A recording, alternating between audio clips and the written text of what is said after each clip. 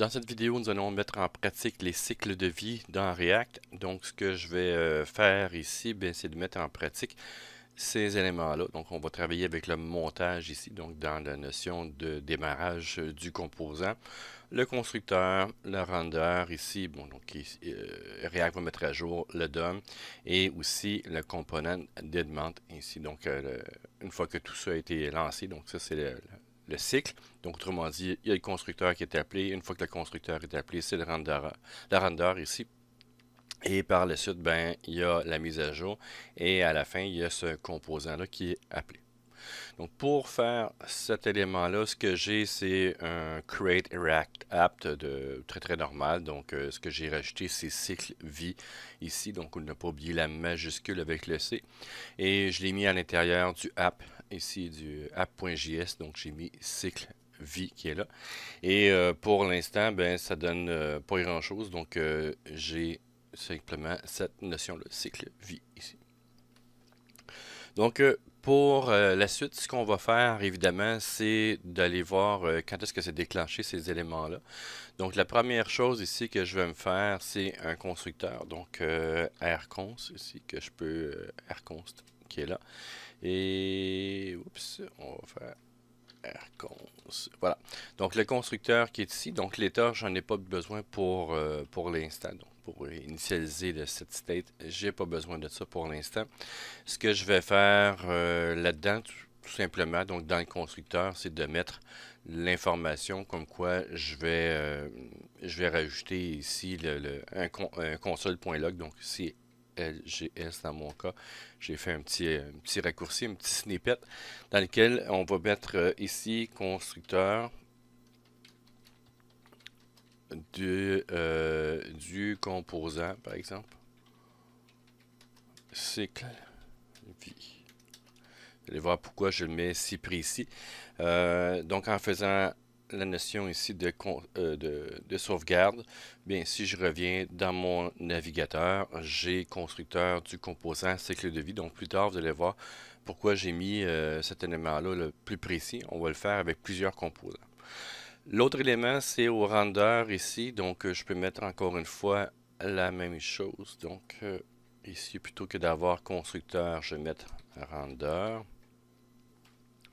Je sauvegarde et si on regarde bien, on peut voir ici, je vais juste le redémarrer, render ici, donc constructeur du composant et render du composant.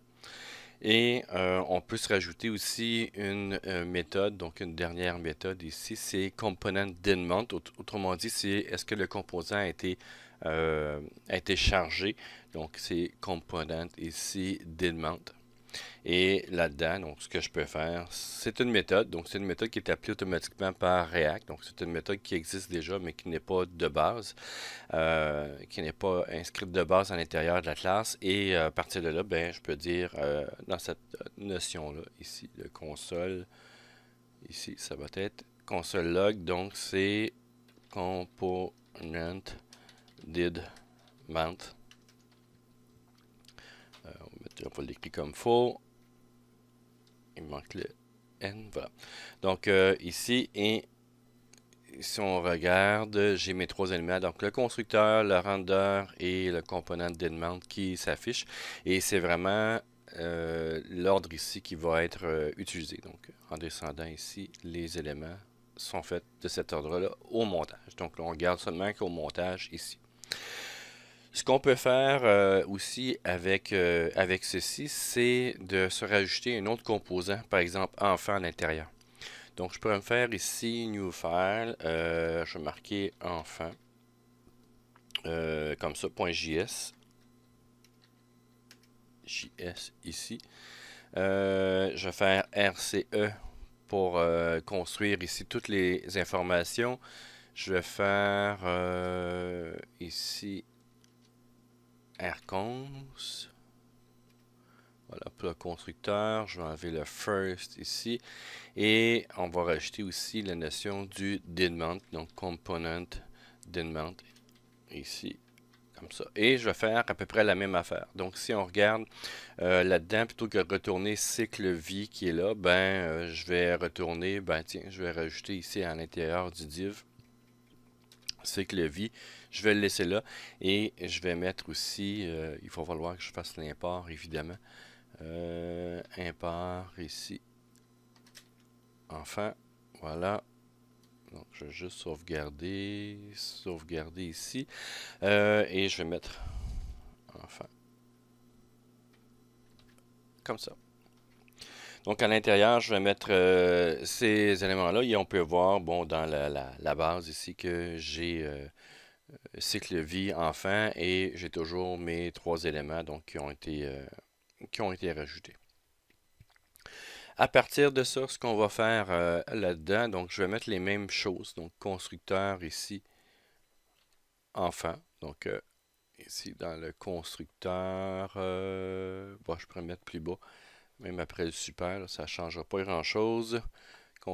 Constructeur du composant enfant.